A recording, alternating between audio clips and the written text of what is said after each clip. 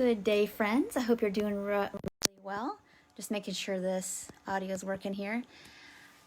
Is this happening for you a little bit in these interesting, difficult times? Is that, we've maybe have found ourselves in this everything in life is different kind of atmosphere.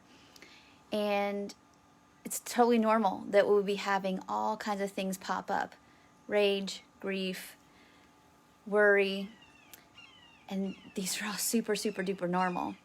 But the thing I want to remind you of is that these feelings will impact your food if we're not really, really certain about how to separate them from old stuff around your food. So I'm really kind of putting the words out there a little carefully this morning because it's like, of course, it's going to impact our food.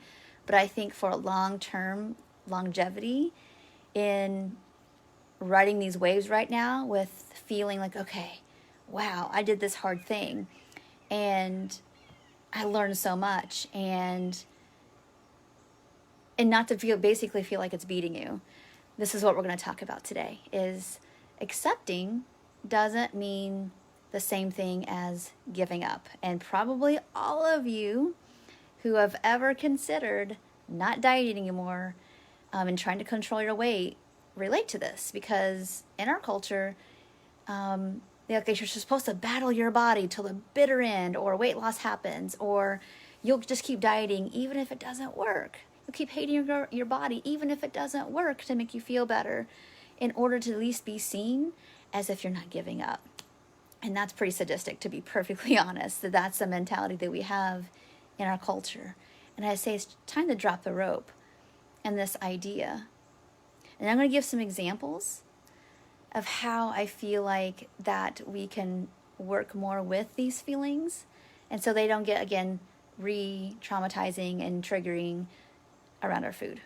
So for example, I know it's so hard. It is so hard right now to not be able to, let's say, give hugs to people that you don't live with. All right? It's tough. It's tough.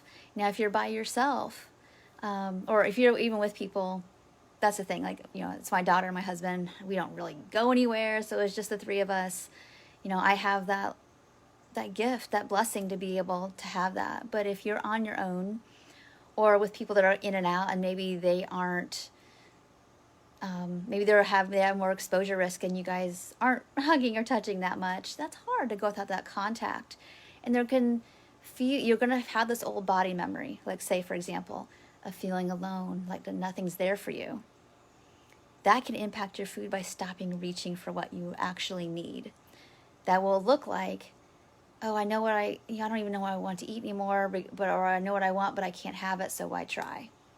And that can look directly like skipping meals, or that could look like overreaching, maybe for foods that don't satisfy, or just getting overfull.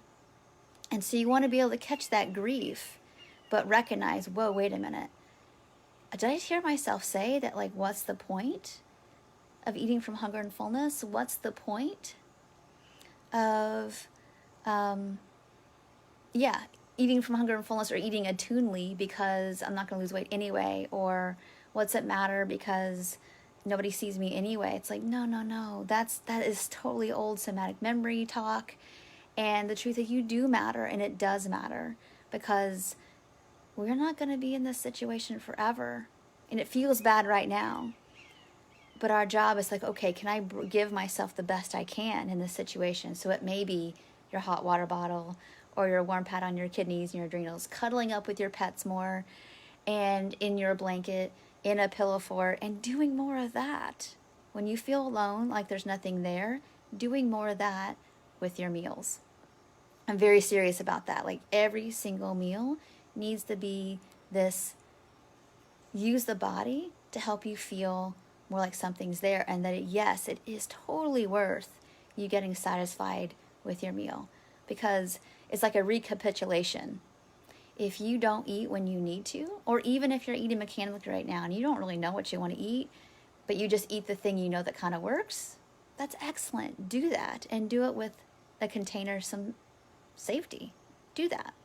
If you're feeling, I'm feeling really, really kind of like down, and I want to eat to feel like something's there for me, which could lead to overfullness. Again, that's not the worst thing you can do, but maybe you are trying to uncouple that, and that's like one of your missions right now is to do, you're on that journey, is again to help you feel like something's there for you, to give yourself that gift. So I'm not going to go too much deeply. Every day I'm going to do a little bit of a different tool into giving yourself that, versus recapitulating when you hear, oh, nothing's here for me, I feel alone, when is this ever going to end? It's like we can't get too far into future tripping. This is the way it's always going to be, but things are different right now.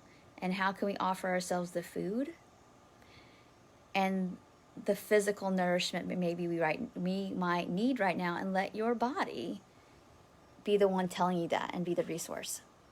All right, well, thank you all so very much. I know these are difficult topics, but it deserves a nuance. I'm so glad that you're taking the time to watch this and to even practice it. If you do practice it, please let me know below how it went for you, what maybe things you noticed, what shifts occurred, and I will talk to you all very soon.